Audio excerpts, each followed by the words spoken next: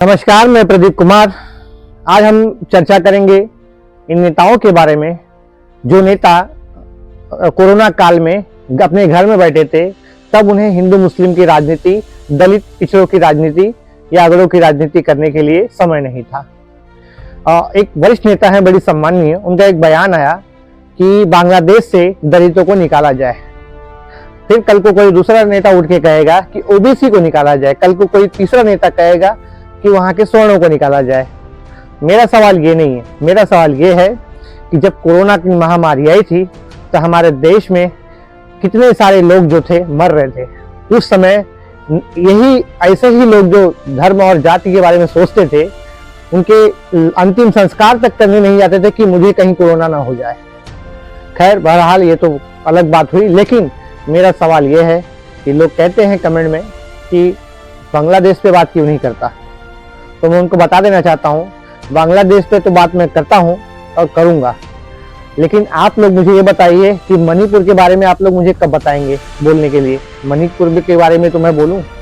लोग कहते हैं मोदी जी और गृह मंत्री जी वहाँ क्यों नहीं जा रहे हैं मणिपुर में, तो ये सब पॉलिटिकल बातें हैं, लेकिन मैं करना नहीं चाहता। विपक्ष को भी जाना चाहिए, विपक्ष भी जाना चाहिए। विपक्ष कितनी बार गया है वहाँ पे। बहरहाल हमारे देश के नेताओं को ये सब चीज़ से कोई मतलब नहीं है, उनके वोट बैंक से और उनके राजनीति से उनको मतलब है। और उनको मणिपुर भी कब याद आएगा हमारे देश के लोगों को, नेताओं को, जब कोई बड़ा इशू होगा। नहीं तो कौन मानता है मणिपुर के लोगों को हमारे देश में।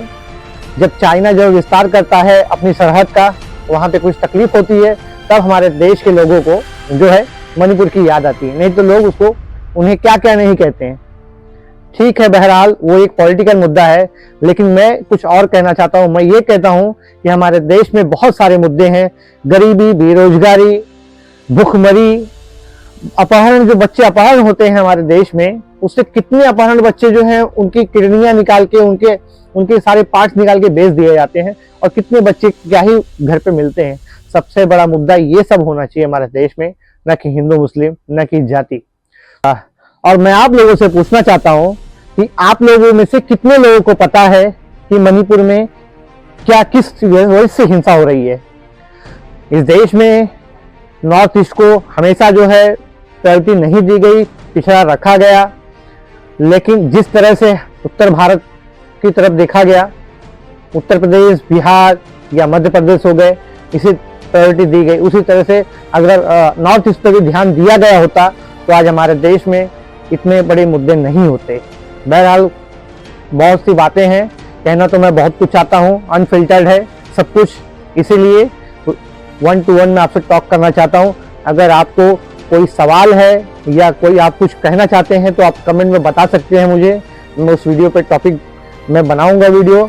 अगर आप गाली भी देना चाहते हैं तो आपका स्वागत है, जैसे बाकी वीडियो में गाली गलौज भी होते रहती है, तो आप सभी का स्वागत है। अगर मेरा वीडियो आपको अच्छा लगता है तो आप जो है मेरे चैनल को सब्सक्राइब कर लीजिए और शेयर जरूर कर दीजिए, मेरी बातें जरूर पहुंचनी चाहिए लोगों तक।